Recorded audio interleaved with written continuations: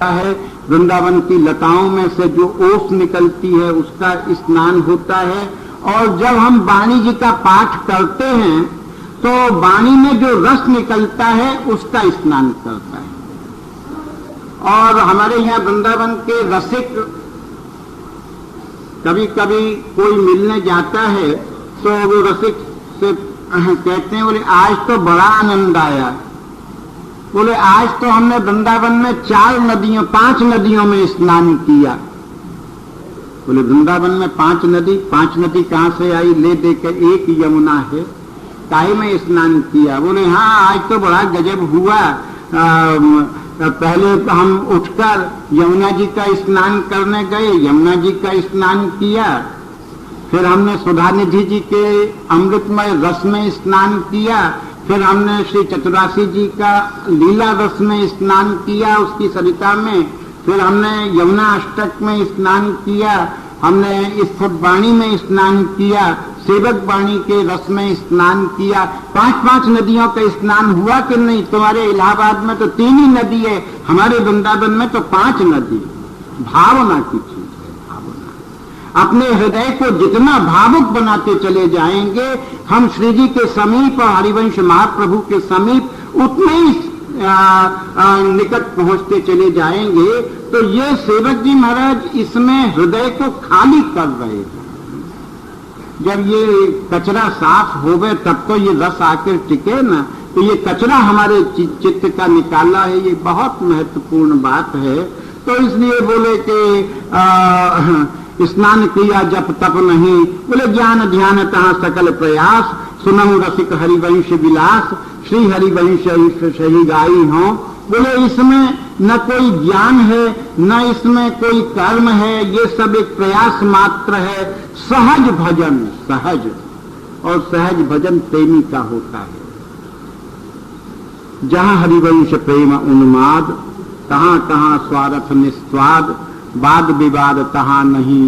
जे हरिवंश नाद मोहिए, तिन फिर बहु ने कुल कर्म किए, जिए काल बस ना परे, कुल बिन कहो कौन सो चाक, सहज प्रेम रस सांचे पाक, रंक ईश समुझत नहीं, विप्र न शूद्र कौन कुल कास, सुनहु रसिक हरिवंश विलास, श्री हरिवंश ही गाई हों। इस छंद में भी जो चर्चा हो चुकी है उसी को आगे बढ़ाया कि जहां पर श्री हरिवंश महाप्रभु का प्रेम का उन्माद होता है, जहां पर वो उमंग होती है, उस उमंग वाले व्यक्ति के लिए स्वाद और अस्वाद इसका कोई भेद अंतर नहीं रहता। न वहां कोई स्वार्थ है, न वहां पर किसी के से कोई आकांक्षा है लेने की। वो तो उन्माद में डूबा हुआ रहता है और उस उन्माद में डूबा हुआ व्यक्ति कुछ कर्म भी नहीं करता। जहां हरिवंश प्रेम उन्माद, कहां कहां स्वार्थ निस्वाद, बोले वाद विवाद तहां नहीं। बोले यहाँ पर वाद विवाद शंका कुशंका करने का कोई अवसर नहीं। बहुत से लोग आते हैं, हमारे शिष्य आते हैं और शिष्य आके तर्क करने लगते हैं। तर्क करना बुरा नहीं है, लेकिन तर्क करना चाहिए बात को समझने के लिए। तर्क इसलिए कभी नहीं करना चाहिए कि मैं कभी बात समझूं ही नहीं।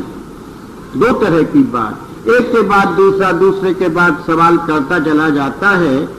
और विशेषकर क्या होता है कि कभी कभी शिष्य के मन में ये भाव पैदा हो जाता है कि गुरु से मेरा ज्ञान बड़ा है। कभी कभी शिष्य से, आज भी ऐसा ही होता है। शिष्य तो बिरला ही मिलता है। ये अब अगला जब प्रकरण इसी का ही है, इसमें इसकी चर्चा करेंगे। शिष्य क्या चाहता है कि मैं इनकी भेंट करता हूं, इनका पालन पोषण करता हूं, मैं ना हूं तो गुरु तो भूखा मर जाए। इसलिए बोले मेरे शासन में गुरु रहना चाहिए। ऐसा सहज भाव से ऐसा होता है। हमको जैसे यहाँ सत्संग प्रवचन करना है, कभी शरीर है, कभी कोई क्रिया से 10 मिनट लेट हो जाएं तो जो सत्संग के मुखिया लोग हैं ना, वो झट टोक देंगे महाराज जी आज तो 10 मिनट लेट हो गए। सब लोग बैठे थे। हमने कहा तुम्हारे श्रोताओं में से कोई घंटा भर लेट हो जाए उसको टोकते हो? बोले श्रोता पे जोर नहीं है, वक्ता पे जोर है। श्रोता पर, वक्ता श्रोता तो स्वतंत्र है। यहां बैठा है 10 मिनट बैठे उठ के चला जाए, हम तो कुछ भी नहीं कह सकते उससे, लेकिन हमको तो जब तक वो बोलना है तब तक 3 घंटे बोलना है तो बोलना ही है, घंटे भर बोलना है, बोलना ही है। सबरी सभा चली जाए, केवल दरी फर्श रह जाए, फिर भी हमको बोलना ही पड़े। हम बड़े पराधीन, बहुत पराधीन। श्रोता बड़ा स्वतंत्र है, राजा है श्रोता। और देखिए ना, उसकी मर्जी है तो आवेगा, नहीं होगी नहीं आवेगा। आपने इतना यत्न किया, ये सब आयोजन किया, किस लिए किया? कि खाने की, पीने की, रहने की, समय की सारी सुविधा मिल जाए कोई तरह से, लेकिन लठिया लेके हम नहीं कर सकते जब तक मन में रुचि नहीं है। कोई काहे को आवेगा? कोई कहीं पान की दुकान पे बैठा होगा, कोई कहीं अपना कमरे में बैठा होगा, बोले सत्संग में, बोले संध्या को भी होगा, संध्या को सुनी आएंगे इस समय। हम ये नहीं कह सकते कि भैया महेंद्र भाई और संध्या को कर लेंगे, इस समय नहीं, सुबह का समय है, बोलना ही पड़ेगा। ये क्या है? ये पराधीनता है, पराधीन। तो सेवक जी बोले कि इस उपासना में कभी वाद विवाद मत करना, कभी किसी संत से, कभी गुरु से पूछना, जिज्ञासा के लिए पूछना, बात को समझने के लिए पूछना, अपना ज्ञान, अपनी विद्वत्ता बढ़ाने के लिए कभी मत पूछना। तो बोले कि वाद विवाद कहा नहीं, जे हरिवंश नाद मोहिए, तिन फिर बहु ने कुल कर्म किए, जिए काल बस ना पड़े। बोले जिन्होंने श्री हरिवंश महाप्रभु की वंशी का नाद सुन लिया है, उस ध्वनि को सुन लिया है, उनके सारे कुल कर्म नष्ट हो जाते हैं। जब श्री कृष्ण की वंशी बजी, ब्रज की गोपियों ने उसको सुना, तो रात्रि का समय था, कोई ब्रज की गोपी अपने बच्चे को दूध पिला रही थी, कोई अपने पति को भोजन करा रही थी, कोई दूध औंटा रही थी। जो गृह कार्य स्त्रियों के होते हैं, सारी स्त्रियां उसमें लगी हुई। लेकिन जैसे ही श्री कृष्ण की वंशी की आवाज कानों में पड़ी, जितने भी काम करने वाली स्त्रियां थीं, गोपियां थीं, उन्होंने सारे के सारे कामों को छोड़ दिया। किसी ने बच्चे को नीचे पटका, किसी ने पति को भोजन दिया, कुछ अधबना सा दिया, और एकदम दौड़ी। ये क्या है? वो वंशी का प्रभाव। कहां चली वंशी? जहां से आवाज आई वहां दौड़ी। श्री कृष्ण ने उनका गोपियों का दर्शन किया। गोपियों का दर्शन करके बोली कि गोपियों रात में कहां इस समय? बोले रात और दिन की तो पता नहीं था, लेकिन तुम्हारी वंशी बजी ना, हम दौड़ के चले आए सुनने।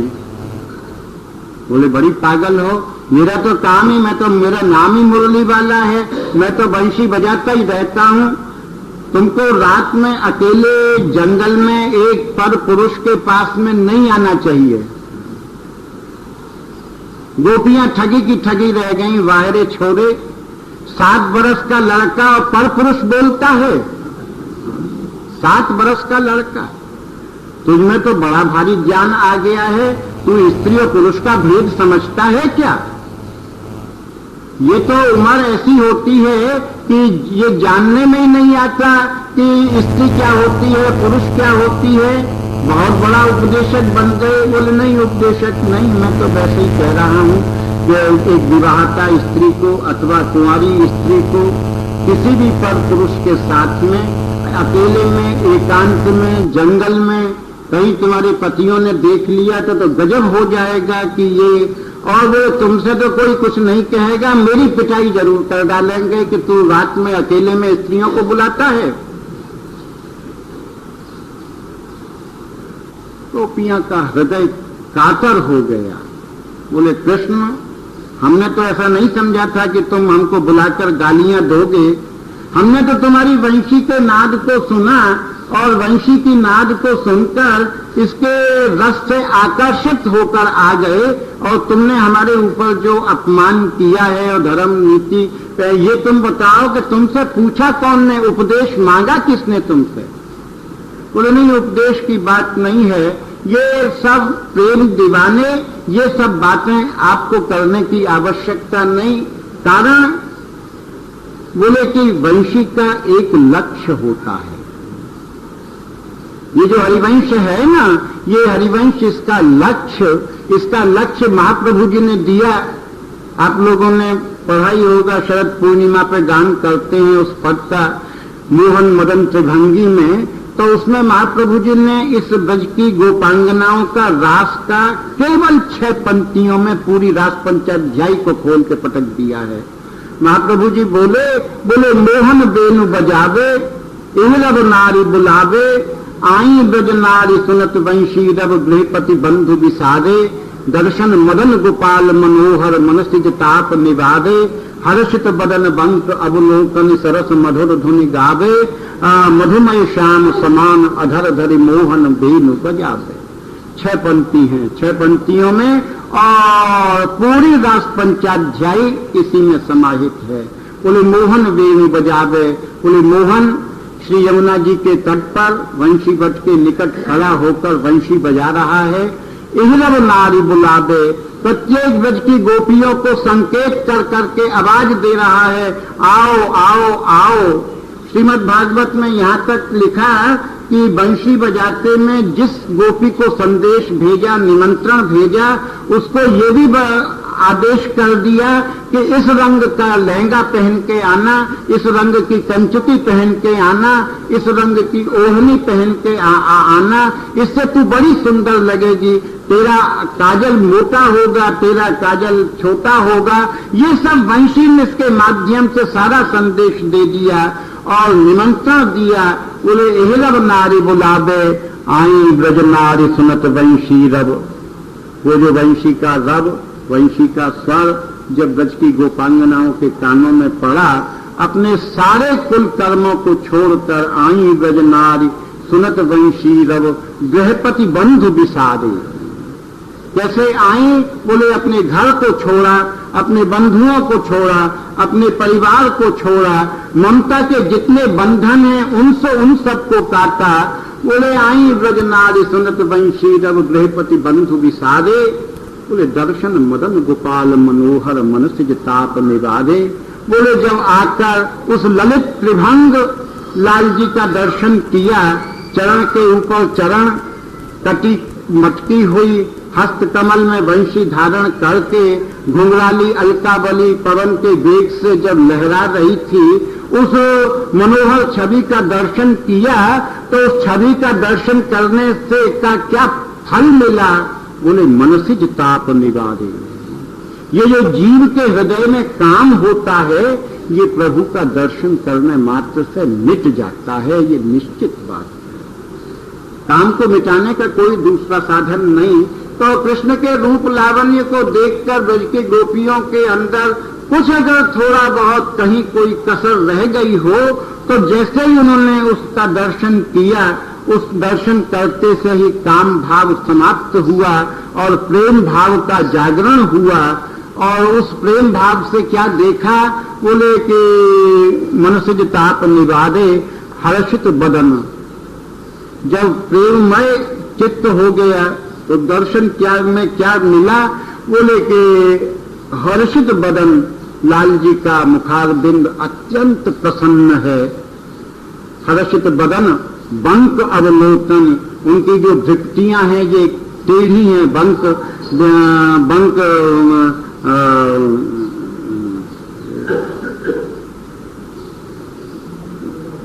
विलोकन, सरस मधुर धुनि गावे।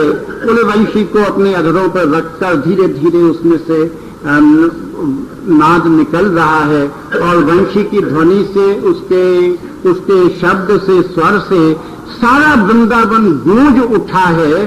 उसका संकेत सेवक जी ने किया।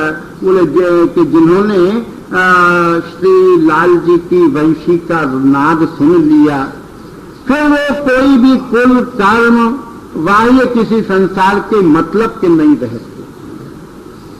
ब्रज की गोपी गोपांगनाएं कभी कभी कहा करती थी कृष्ण से, बोले कृष्ण एक कृपा करोगे? बोले क्या? बोले जब हम रसोई बनावे तो बंशी मत बजाया करो। क्यों? बोले इसलिए ना, इसलिए मत बजाया करो कि तुम्हारी बंशी बजती है ना, हमारी सूखी लकड़ी और रस में ऐसी भीग जाती है, इनमें से रस निकलता है कि ये गीली बन जाती हैं सूखी लकड़ियां, और जब इनमें रसोई बनाते हैं, आग लगाते हैं, बड़ा धुआं निकलता है, हमारी तो सारी आंखें लाल हो जाती हैं। कृष्ण बोले कि अच्छा, बोले आज तूने रसोई के समय बंशी बजाने की मना किया, कल तू सोने के समय करेगी। तू ऐसा किया कर कि बंशी तू रसोई मत बनाया कर, मैं बंशी बजाना बंद करूं, तू रसोई बनाना क्यों नहीं बंद करती?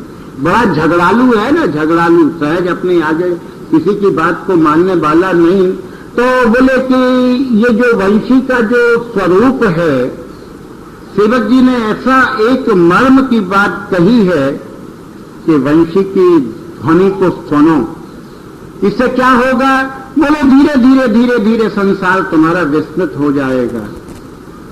आपके मन में बात आ सकती है कि ब्रज की गोपांगना या सखियां, उनके पास तो निकुंज में सखियों के पास लाल जी हैं और ब्रज में भी लाल जी थे, हम वंशी का ध्वनि सुनने कहां से जाएं? तो सेवक जी की दृष्टि में हरिवंश वाणी ये वंशी है।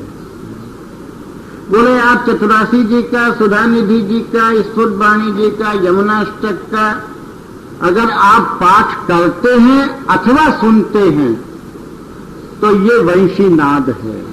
ये जो वाणी जी का जो पाठ है, ये धीरे धीरे धीरे धीरे हृदय को ऐसा प्रेम पूरित कर देगा कि फिर इसके अतिरिक्त और कोई चीज सुहावेगा नहीं।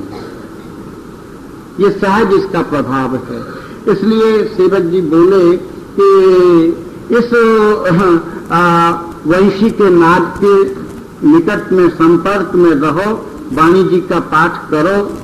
और देखिए शुरू शुरू में ही आपको ऐसा लगेगा कि ये बड़ा कठिन काम है, लेकिन आप कुछ समय जब पाठ करेंगे ना तो धीरे धीरे ये वाणी आपको कंठ होती चली जाएगी, और जैसे जैसे ये कंठ होती चली जाएगी, आप कहीं भी जाइए चलते फिरते वो वाणी जी का पाठ होता रहेगा। ये हमारा भी अनुभव है। बचपन में हमने जब सुधानिधि जी के प्रति एक आकर्षण जग गया था, कॉलेज में पढ़ने जाते थे, मथुरा जाना पड़ता था, तो हम बस में जब जाते थे तो बस में जितने श्लोक याद होते थे उतने श्लोकों को बोलते चले जाते थे। उस समय के अभ्यास का ये परिणाम हुआ कि आज 40 वर्ष के बाद वाणी जी ने कृपा कर दी। चलते फिरते, उठते बैठते जब वाणी कंठ हो जाएगी तो पाठ करने में भी ज्यादा समय भी नहीं लगेगा, उसमें रस भी मिलेगा। और वैसे सबसे अच्छा वाणी का पाठ का एक ढंग है। एक पाठ ऐसा होता है कि आदमी पाठ करता है लेकिन वो खुद ही नहीं समझ पाता कि वो क्या कर रहा है। बोले तुमने पाठ किया? बोले हाँ किया। बोले कि कौन कौन से पदों का क्या? बोले भैया हम तो बस पाठ करते रहे, पन्ने पलटते रहे, टाइम था नहीं, इसलिए बस ये हो गया कि हाँ पाठ हो गया। ये पाठ, लेकिन पाठ का जो सही आनंद है, एक पद ले लो और उसको गुनगुनाते चले जाओ, उसको दोहराते चले जाओ। हमारे यहाँ ये जो समाज होता है ना, बहुत से कम गुजरात के वैष्णव ये आके कहते हैं हमारे समाज में मन नहीं लगता, पर और तो कुछ समझ में आता नहीं है। बस एक बात समझ में आती है, ये जो एरी हाँ एरी हाँ एरी हाँ करते हैं, ये तो समझ में आता है और समझ में नहीं आता। इसका कारण है, कारण ये है कि वो ब्रजभाषा में होने के कारण भी थोड़ी सी कठिनाई आती है। अगर वही पद आपको गुजराती लिपि में मिल जाए और 2-4 बार आप सुन लो तो गुजराती भी फिर बोलने लगते हैं। जो वृंदावन में वास करते हैं बहुत से लोग समाज में बैठते हैं, बोलते हैं। बोले कि तुम्हें इसमें अड़चन नहीं आती? बोले अड़चन इसलिए नहीं आती है कि हमारी पुस्तक हमारे पास में है, फिर तो हमको याद हो गया। तो समाज में क्या होता है, अमुक अमुक दिन ऐसे हैं, जैसे फाल्गुन के महीने में एकादशी आती है और उसमें मानसरोवर में रात्रि में समाज होता है, सारी रात्रि का जागरण। तो उसमें महाप्रभु जी का केवल एक पद होता है, प्रथम यथामति प्रणव श्री वृंदावन अति रम्य। रात को कोई 11 बजे के करीब प्रारंभ होता है और ये मुखिया के धुन की बात है, 4 तो बज ही जाना चाहिए, लेकिन 5 भी बज जाए, 6 भी बज जाए, 7 भी बज जाए, जब तक वो पद पूरा नहीं हो जाएगा न मंगला होगी। श्री जी का रात दिन पूरी रात दर्शन खुला रहता है। तो किसी ने कहा कि महाराज एक पद 8 घंटे में, बोले हाँ 8 घंटे में। कैसे लोग बैठे रहे और कैसे उसने गाया, बोले जितनी बार पंक्ति दोहरती चली जाएंगी उतनी बार आपके सामने नए नए अर्थ आते चले जाएंगे। ये उपासना है, वाणी की उपासना, ये प्रिया प्रीतम की उपासना। इसका आगे भी ये वाणी प्रकरण में इसका उल्लेख करेंगे। तो सेवक जी महाराज ने इसी का संकेत किया कि इसमें जब रस आने लगेगा, वाणी को गाओ, चाहे एक ही पद गाओ, लेकिन चतुरासी जी का 1 पद गाओ, 2 पद गाओ, 3 पद, धीरे धीरे धीरे धीरे इसमें रस मिलने लगेगा। महात्मा नागरीदास जी महाराज हुए, उन्होंने अपने संपूर्ण जीवन में चतुरासी जी के 3 ही पद का पाठ किया, चौथा पद पढ़ ही न पाए। क्यों, बोले इसी में ही अटक गए, तो फिर चौथे का उनको कोई बोध नहीं रहा। आगे सेवक जी बोले यादस विमुख करत आचार, प्रेम बिनाजु सवै कृत आर, भार धरत कत विप्रत, यादस श्री हरिवंश किशोर अहीर, अरुतिन संग बनि तनकी भीर, तीर जमुन नित खेलही, तिनकी दई जो जूठन खात, आचारी निज कहत खिसियात, बात यह सांची सदा, श्री हरिवंश कहत नित जात, सुनो रसिक हरिवंश विलास, श्री हरिवंश ही गाई हूं। इसमें पाखंड के ऊपर प्रहार किया है।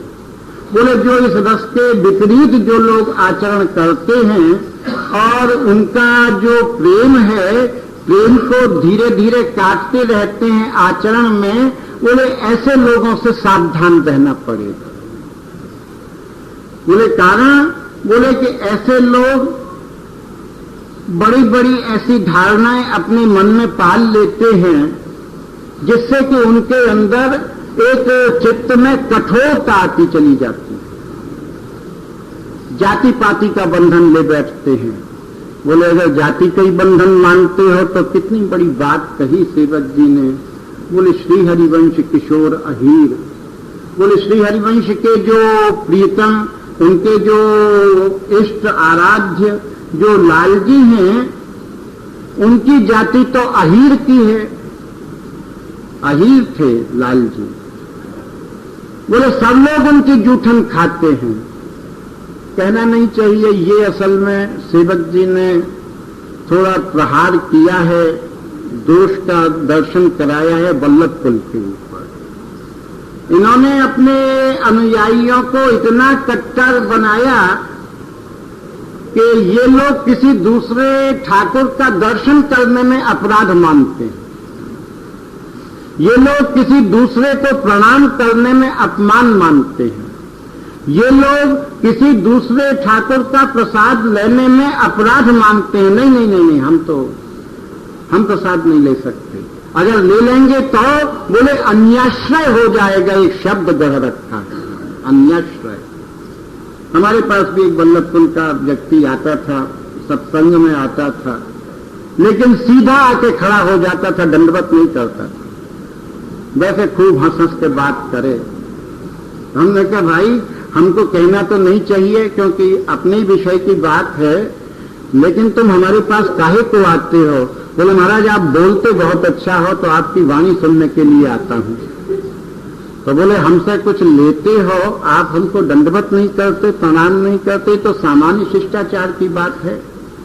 बोले कि हमको हमारे गुरुजी ने उपदेश दिया है कि हमको छोड़कर तू अपने माँ बाप को भी दंडवत मत करना।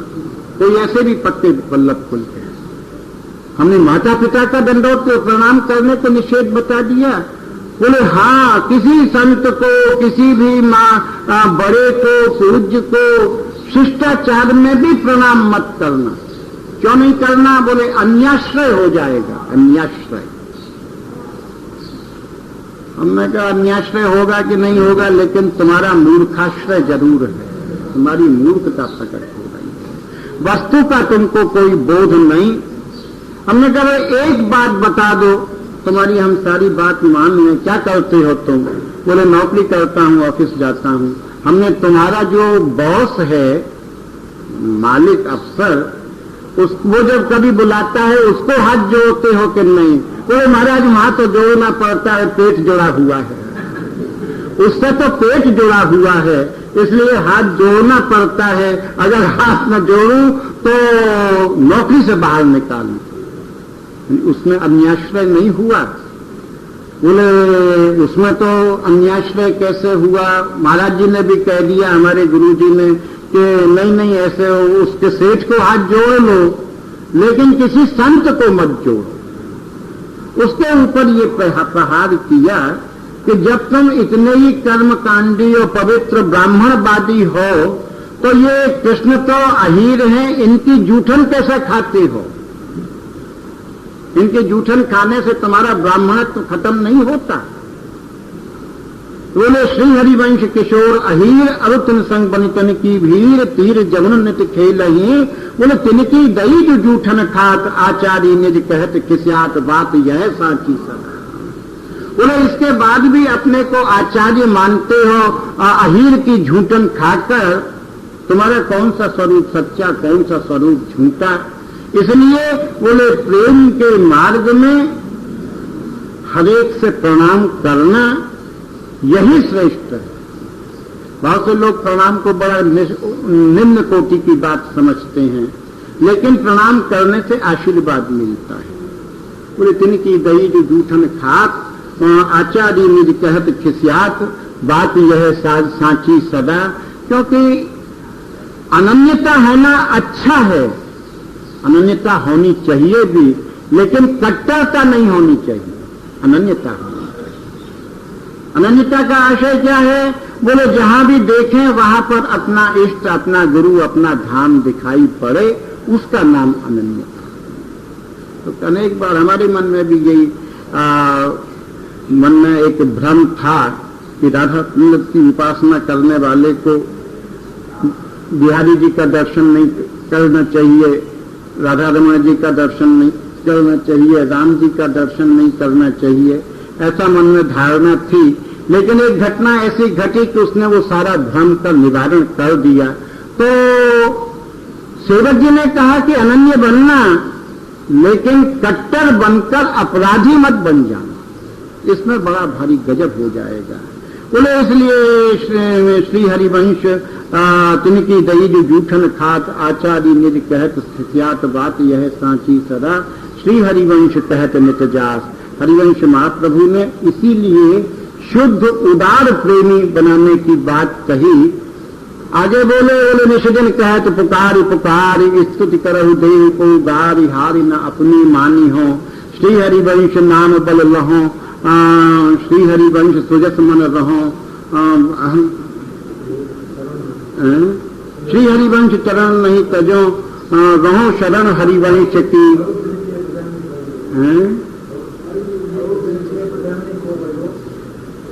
नहीं, ये नहीं है। तो बोले कि ये आशय इसका अपनी एक निष्ठा, रात दिन श्री हरिवंश नाम का निश्चिन में पुकार पुकार कर ये हरिवंश नाम लूं। कोई मेरी स्तुति करे, कोई निंदा करे, मुझे उससे कोई डर नहीं। नाम का बल मेरे पास इतना है कि उस नाम के बल के सहारे से निडर होकर मैं अपनी निष्ठा से श्री हरिवंश का भजन, हरिवंश की आसक्ति कर सकता हूं।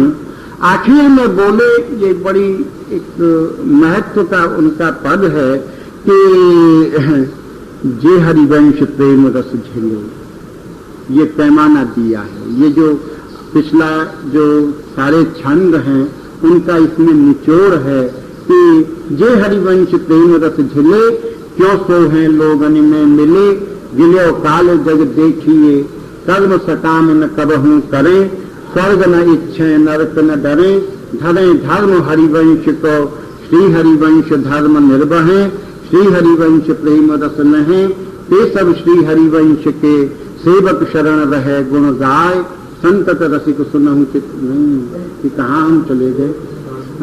सेवक तिन दासन को दास, सुनहु रसिक हरिवंश विलास, श्री हरिवंश ही गाई हों।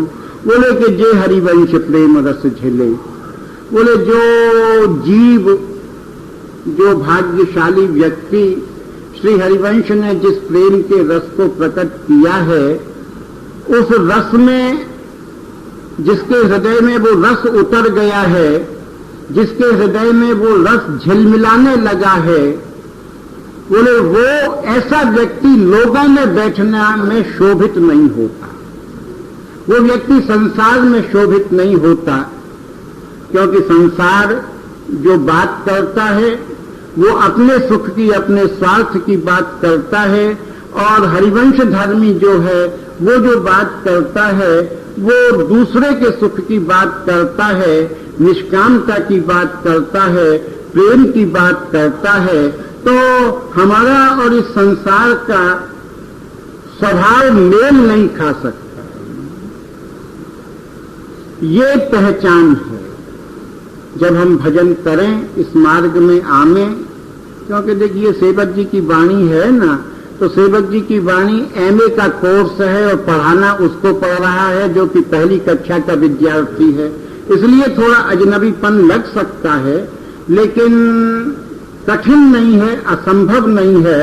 जैसे जैसे जैसे जैसे हमारा नाम के प्रति आसक्ति दृढ़ होती जाएगी, वैसे वैसे क्या होगा कि हमारे हृदय में से जो विकार हैं वो धीरे धीरे बाहर निकलने लगेंगे अपने आप। हमको हमारे ही विकारों से घृणा होने लगेगी कि अरे नाम लेते हैं और नाम लेने के बाद भी ये अवगुण बाकी रह गया, इसको तो निकालना पड़ेगा। और अगर हम अपनी सामर्थ्य से नहीं निकाल सकेंगे तो फिर कृपा का सहारा लेंगे कि महाराज मैं कृपा, तुलसीदास जी महाराज ने कहा है ना कि सबे अंग गुणहीन हो ताको यतन न कोय, एक किशोरी कृपा ते जो कछु होए सो होए। तो जो हितधर्मी है वो अपने को दीन समझता है। और सेवक जी ने एक बात और बताई, सेवक जी ने कभी भी अपने को हरिवंश सेवक नहीं कहा है। आप देख लीजिए सेवक वाणी, जहां भी अपना उल्लेख किया वहां सेवक तिन दासन को दास। मैं कौन हूं? बोले मैं वो हूं जो कि हरिवंश के जो दास हैं उनके चरणों का दास हूं। मैं सेवक तिन दासन को दास। उसका कारण है, गुरुजी ने भी अपनी जो निष्ठा बताई, बोले कि उन्होंने निष्ठा ये बताई कि व्यास जी महाराज को जब उपदेश किया तो उसमें बोले जय श्री हित हरिवंश प्रपंच वंच सब काल व्याल को खायो। बोले यह जिय जान श्याम श्यामा पद कमल संग सिर नायो। बोले जिस दिन मैंने व्यास ये समझ लिया कि ये सारा संसार काल रूपी अजगर का ग्रास है, ये नाशवान है, ये हमारा एक भ्रम है जो हम समझ रहे हैं कि ये संसार हमारे लिए हमेशा रहेगा, ऐसा कुछ नहीं।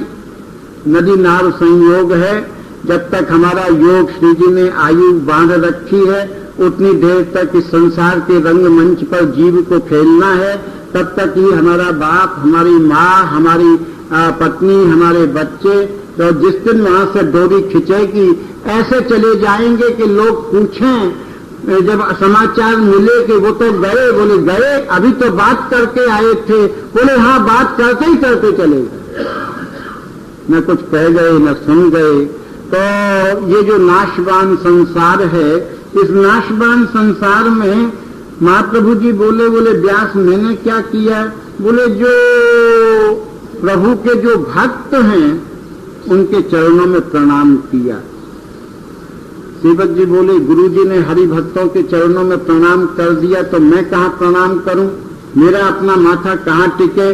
बोले कि सेवक तिन दासन को दास। बोले जो हरिवंश महाप्रभु के चरणार बिंद के जो दास हैं, मैं उनका भी दास हूं, उनके भी दासों का दास हूं। ये क्या है? इससे हमारा हृदय कोमल बनेगा, हमारा हृदय की कठोरता जाएगी। इसलिए सेवक जी बोले जे हरिवंश प्रेम रस झिले, क्यों तो है लोगन में मिले, गिलो काल जग देखिए। जो हरिवंश के रस में डूबे हुए रसिक हैं, वो इस सारे संसार को नाशवान समझते हैं, जानते हैं कि इसको छोड़ना तो उसको उतना ही जोड़ो जितनी आवश्यकता है, इसको इतना मत जोड़ो कि ये हमारे गले की फांस बन जाए। कर्म सकाम न कबहू करें, स्वर्ग न इच्छें नरक न डरें, धरें धर्म हरिवंश को। कभी भी किसी सकाम भावना को, स्वार्थ भावना को लेकर कोई काम मत करो, ना स्वर्ग की कामना करो, ना नरक से भयभीत हो, और एक रस होकर इस श्री वृंदावन वास करके और हरिवंश उपासना को धारण करके और हरिवंश का भजन करके उनके दासों का दास समझकर अगर हम इस वस्तु को समझने की चेष्टा करेंगे तो निश्चित रूप से श्री जी की कृपा होगी। फिर अब अगला शाम के सत्र में इसका तीसरे प्रकरण की चर्चा करेंगे। श्रद्धा।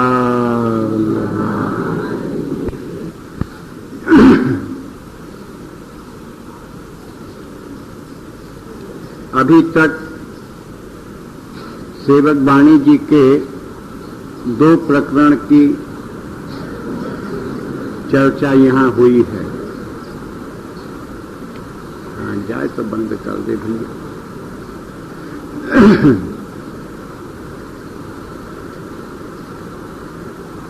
2 प्रकरण के में सेवक जी महाराज ने श्री हरिवंश महाप्रभु की का जो प्रेम सिद्धांत है और श्री हरिवंश की उपासना के कुछ प्रारंभिक सूत्र हैं, उनकी थोड़ी सी चर्चा की थी। तीसरा प्रकरण एक तरह से सेवक वाणी का प्राण है, क्योंकि इस प्रकरण के माध्यम से उन्होंने गुरु तत्व का विवेचन किया है और इस प्रकरण में उन्होंने ये बताया है कि गुरु का और शिष्य का क्या संबंध होता है, गुरु और शिष्य के बीच में क्या इनका संबंध होना चाहिए, इसका उल्लेख तीसरे प्रकरण में किया है। इसका उल्लेख करते हुए सेवक जी महाराज बोले श्री हरिवंश नाम नित कहो, नाम प्रताप नाम फल लहो, नाम हमारी गति सदा, जे सेवे हरिवंश सुनाम, पावे तिन चरण विश्राम, नाम रटन संतत करें, नाम प्रसंग कहत उपदेश, जहाँ यह धर्म धन्य सो देश, धन्य सुकुल जी जन्म भयो, धन्य सुतात धन्य सो माय, संतत रसिक सुनहु चित लाय, श्री हरिवंश प्रताप जस। सेवक जी बोले श्री हरिवंश नाम नित कहो। मेरा रात दिन की दिनचर्या का में एक ही काम है कि अहर्निश श्री हरिवंश नाम मेरे मुख से निकले। मेरे जो श्रवण हैं ये अहर्निश श्री हरिवंश नाम का श्रवण करें और मुख जो है वो श्री हरिवंश नाम का गान करे, इसका उच्चारण करे, इसका जाप करे।